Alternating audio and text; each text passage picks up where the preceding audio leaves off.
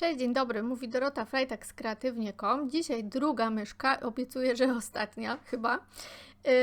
Zaczynam robienie bombki od wycięcia przekładki ze styropianu, z papieru styropianowego i tym razem zastąpię przekładkę z papieru scrapbookingowego, z tekturki, papierem Stone Art, właściwie papierem Stone ze stamperii, oklejonym papierem ryżowym. Czyli tak, wycinam styropian dokładnie pasujący do bombki, następnie wycinam papier Stone o 3 mm mniejszy i do niego dopasowuję papier ryżowy. Ten papier w deski powinien być odrobinkę mniejszy od przekładki, bo będzie trochę wyżej. Teraz tak, zrobię daszek z patyczka do lodów. Ten patyczek zgięłam w połowie i obcięłam obcęgami, żeby nie był za długi.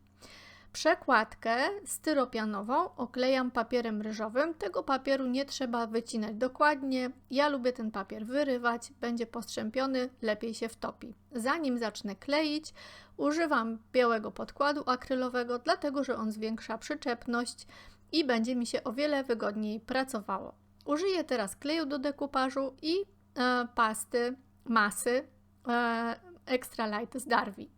Najpierw wodą zwilżam bardzo delikatnie postać myszki. Następnie na tą postać nakładam klej.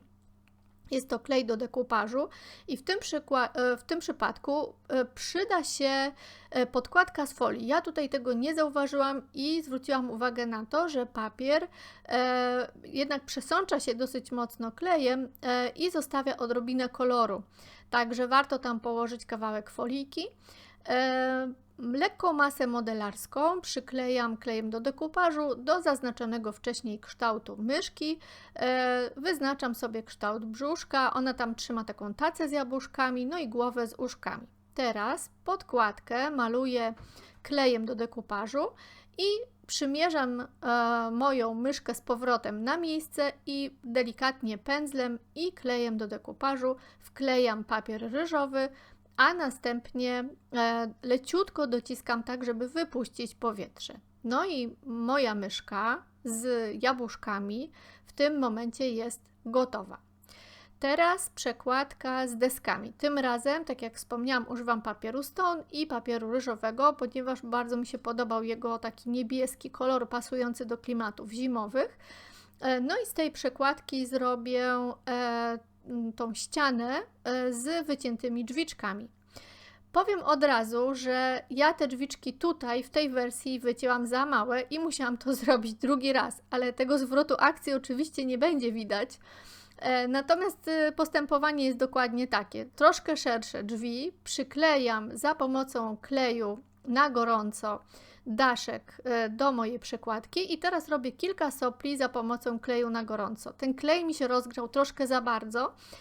Jak jest rozgrzany odrobinę mniej, to jest to trochę łatwiejsze. Przycinam niteczki z tego kleju na gorąco i pokryję je jeszcze wszystkie takim żelem, który udaje mróz.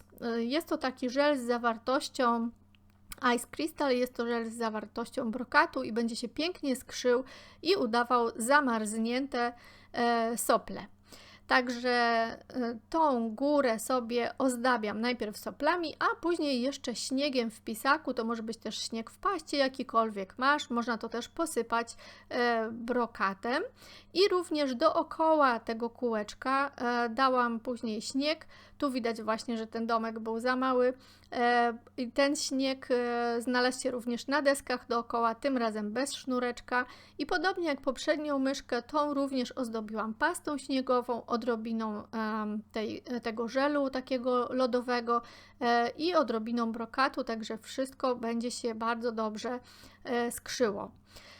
Przekładkę z deskami umieszczam na tej przekładce z wypukłą myszką za pomocą pasty Heavy Body Gel. Ona da nam takie odpowiednie podniesienie, czyli te kilka milimetrów, no właściwie pół centymetra dobre by się przydało, takiego podniesienia i po przyklejeniu zostawiam to wszystko do wyschnięcia przynajmniej na 24 godziny. Mam już myszkę w swojej norce, tym razem takiej bardzo zimowej norce. Wkładam ją po wyschnięciu do połowy bombki i dociskam dosyć mocno. Następnie zabieram się za drugą połówkę.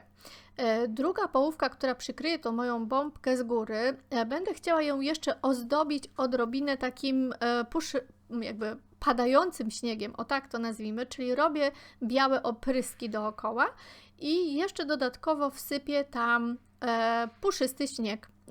Tego śniegu na początku dam trochę za dużo, zredukowałam ilość i po zamknięciu moja bombka wygląda w ten sposób, że na dole jeszcze myszka ma właśnie taki puszysty śnieg. Teraz mogę wszystko odwrócić do góry nogami, zakryć tył mojej bombki za pomocą białego podkładu akrylowego, żeby pasta śnieżna się jej trzymała i tym razem użyję idealnej mieszanki pasty śniegowej ziarnistej i lekkiej masy modelarskiej, która da taką właśnie lekkość tej paście ziarnistej i mamy jednocześnie strukturalną, ale jednocześnie nieobciążającą pastę śniegową na tyle bombki. Wszystko posypuję śniegiem i w tym momencie mój projekt będzie gotowy.